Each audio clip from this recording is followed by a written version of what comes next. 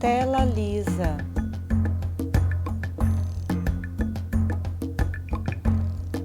Essência da foto, Prefeitura de Portão, Lei Paulo Gustavo, Ministério da Cultura, Governo Federal, Brasil.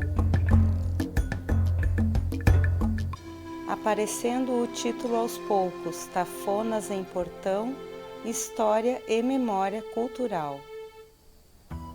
Helena voltou da escola tagarela e cheia de novidades. Com suas Maria Chiquinhas crespas, pipocava em torno da sua mãe, que ainda preparava o almoço e quase não dava conta dos assuntos da pequena e dos afazeres nas panelas. O motivo da empolgação? Na escola, a professora fizera uma contação de história sobre a lenda da mandioca. De forma resumida, ela contou que há muito tempo existia uma indiazinha chamada Mani, que veio a falecer e foi enterrada no centro de uma oca. Sua família chorava muito e naquele local cheio de lágrimas nasceu uma planta que deram o nome de manioca. Mani em homenagem à criança e oca em função do local onde ela foi sepultada e nasceu a planta. E com o tempo, a raiz de casca marrom ficou conhecida como mandioca.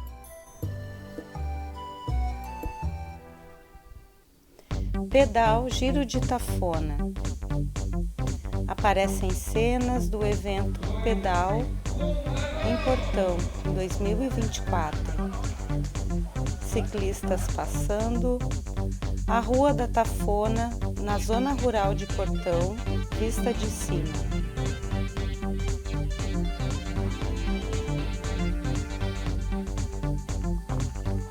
Estrada de chão com ciclistas passando.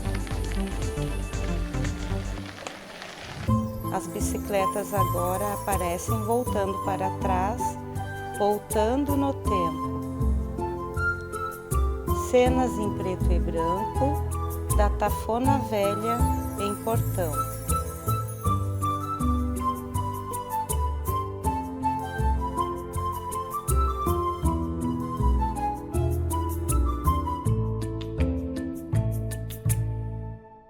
Eu acho muito importante porque alguém contando isso preserva um pouco a história.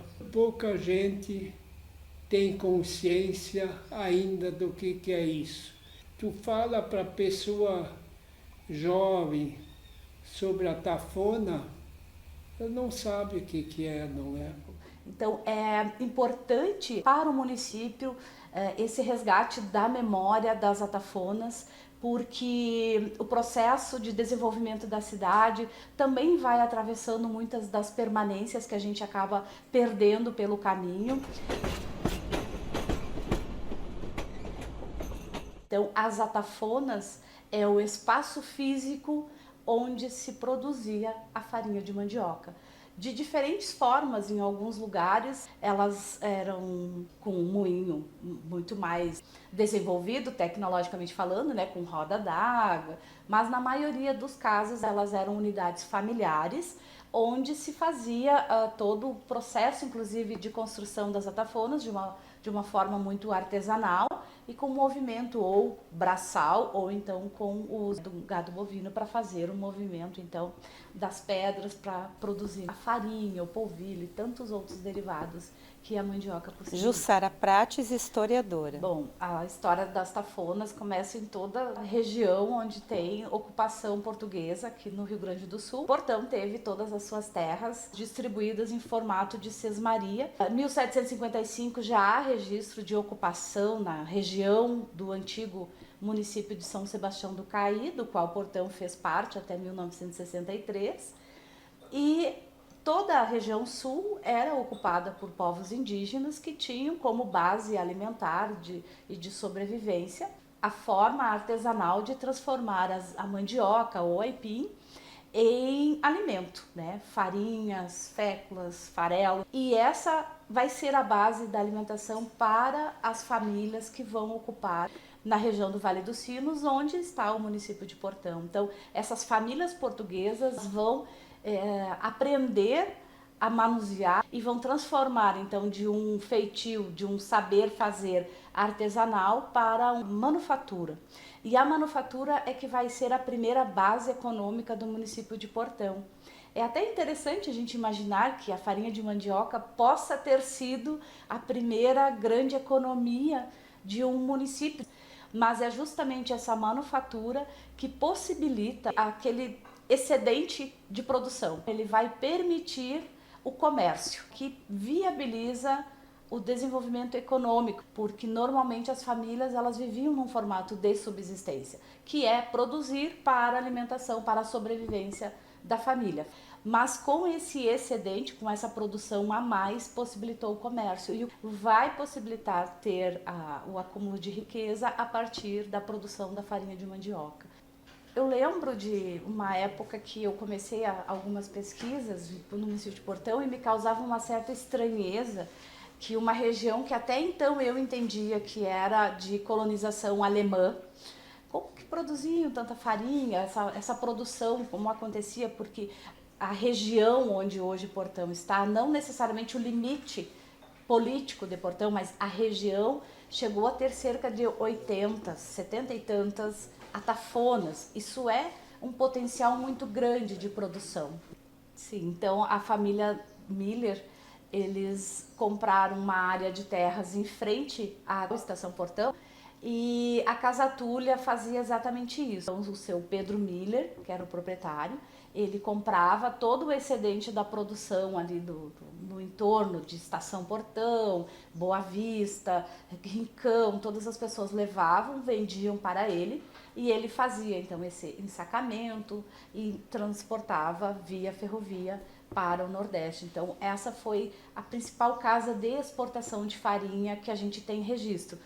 O Nordeste vai ter períodos de secas cíclicas, ali de tempos em tempos tem períodos de secas e a produção lá reduzia muito. Então a Portão vai ter uma produção muito importante, porque inclusive o solo tem essa característica bastante ácido e que permite a produção de aipim, mandioca. É interessante a gente imaginar que é um alimento lá tão tradicional dos povos originários, ele serviu de base para a sobrevivência inicialmente dos portugueses, negros que chegam, e depois ele vai ser amplamente utilizado pelos imigrantes germânicos. Na Alemanha já tinha uma produção tecnológica de instrumentos e todo um aparato de produção. São famílias mais urbanizadas que chegam aqui e eles vão então aplicar todo o seu conhecimento técnico para desenvolver o que já existia aqui, conhecimentos. Então é o aperfeiçoamento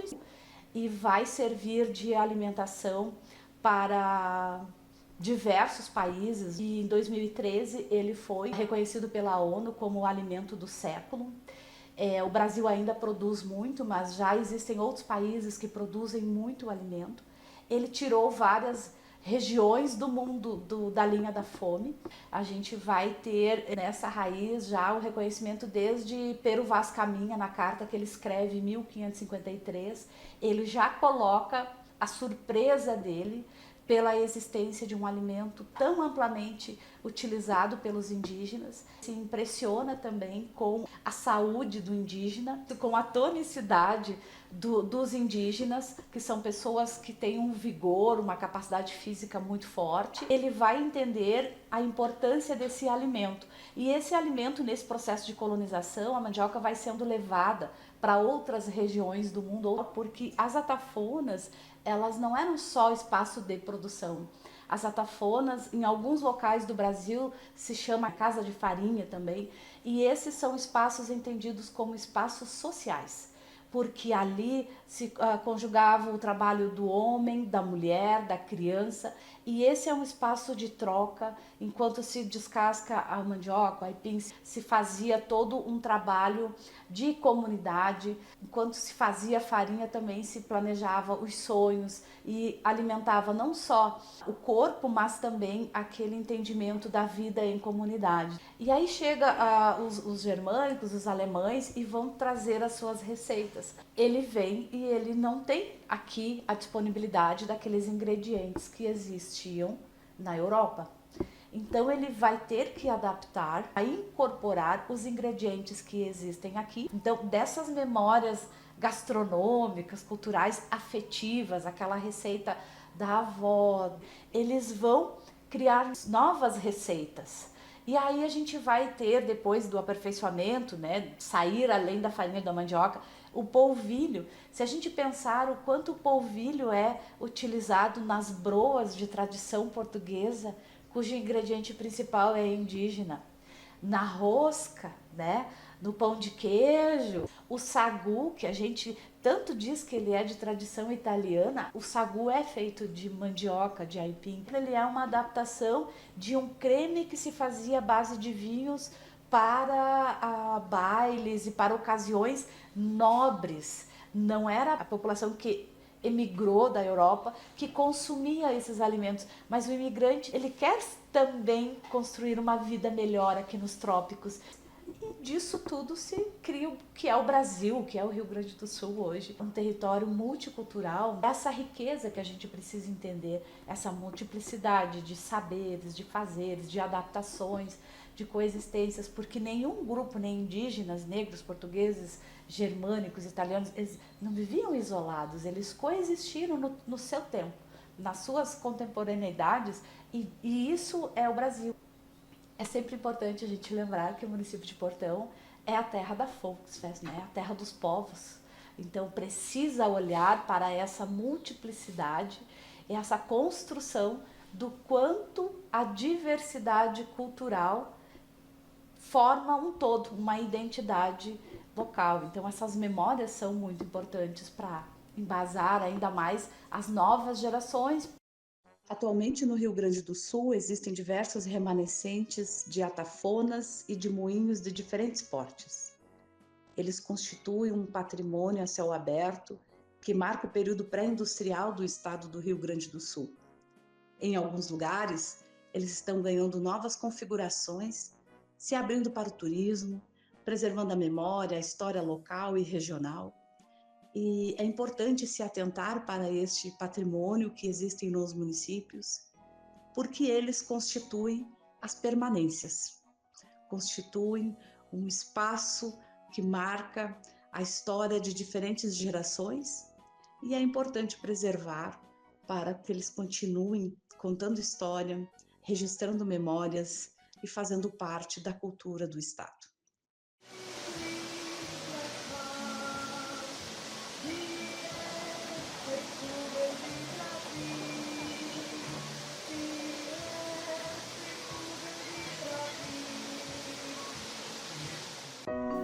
Ilmar Paulo Roese, portonense de 1931. Porque eu tinha 6 anos daí, não é? Pai, me lembro das coisas principais. Meu pai era o Arthur. E essa tafona eles herdaram do pai deles. Então era o meu pai, o tio Oscar, a tia Idalina, o tio Teobaldo e o tio Osvaldo. Os 4 tocavam essa tafona. Cada um tinha a sua função. A principal era trazer a mandioca da lavoura, o outro era de prensar a massa, outro era de secar a farinha. E um detalhe também, a mandioca ficava para 2 anos. Ela era plantada, no primeiro ano era tudo limpo de novo, no verão, e depois que era colhida, porque quanto mais velha ela tinha mais amido, ela era melhor para produzir a farinha, viu? E tinha 2 rodas com êmbolos. Aquele êmbolo, o cavalo ia sempre rodeando, tinha boi e a cavalo. O boi normalmente ele tem mais força para puxar assim, viu? E aquilo era uma rodinha lá dentro com serrinhas, tinha umas serrinhas desse comprimento com dentro, uma do lado da outra, aquilo rodeava e moía tudo, não é? Aquilo era um galpão grande, onde tinha as diversas partes. Logo na entrada era a recepção. Ali era descarregada a mandioca, ela era de noite até não sei que horas, e de madrugada eles iam lá e raspavam, raiz por raiz, viu? Era tudo muito bem limpinho. E daí ela ia para a moenda para triturar ela.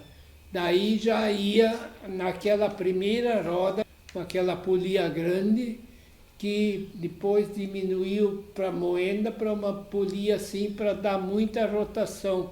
E ali o meu pai, o meu tio Teobaldo, eles botavam as raízes, ela moía e caía, e daí ia para a prensa para tirar aquela água tóxica. Isso já era o meio caminho andado para a secagem. Daí davam uns bolos assim, tirado ali, e daí ia para outra moenda, onde desfazia aquilo tudo, e dali ia para o secador da farinha, viu?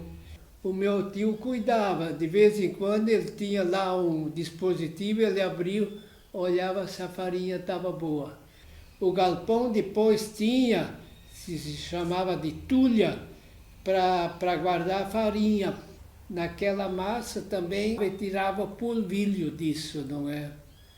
E daí, coisa boa, aquelas roscas boas, e aquela farinha quentinha, era a época da laranja umbigo, se pegava uma laranja, descascava e botava aquela farinha por cima.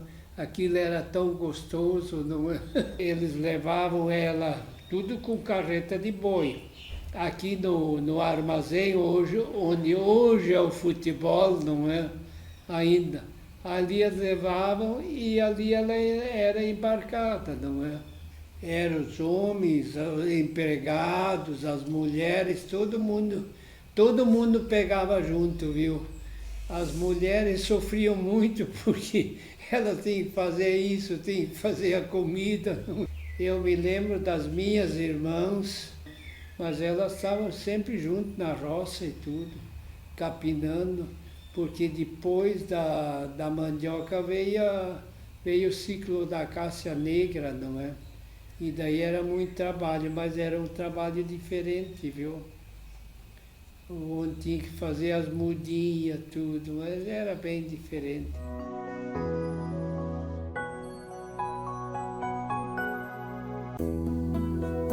Comercial Tafona, cena externa e interna. Agora ouviremos Marisa Rodrigues, comerciante. Bom dia, faz 3 anos que a gente está aqui nesse local. Escolhemos o comercial Tafona por causa da estrada do Tafona, né? Que antigamente tinha uma Tafona ali, né? Tafona velha, que eles falavam. E daí a gente acabou escolhendo esse nome, por causa disso mesmo. E o pessoal tem bastante conhecimento, né? Porque é um nome mais antigo ali, né? Do lugar, né? Cenas de raio de sol, rodas de moinho, trem e bicicleta girando.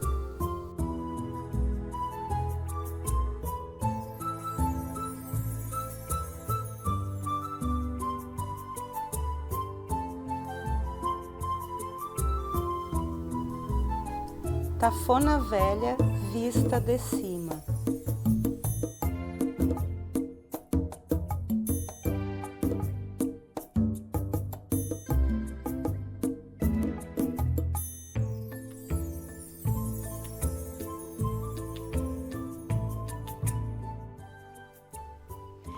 Esta terra que pisamos hoje é a mesma que já abrigou muitas tafonas no início da formação da cidade de Portão. Olhando assim, até parece farelinho de farinha de mandioca.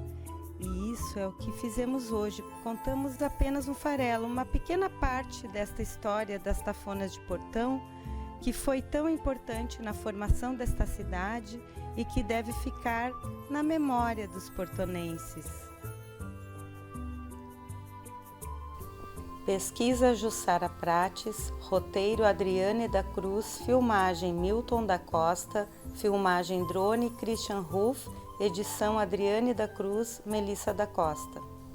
Agradecimentos: Ilmar Roese, Clayton Miller, Germano Miller, Moinho Hillebrand, Jaqueline Nunes, Marisa Rodrigues, Flávia de Paula, Vitor Rambo. YouTube, Canal Futura, Ediane Cozinha Mineira, Elcio Tomás, Receitas Dona Dirce, Vale Agrícola. Prefeitura de Portão, Lei Paulo Gustavo, Ministério da Cultura, Governo Federal, Brasil.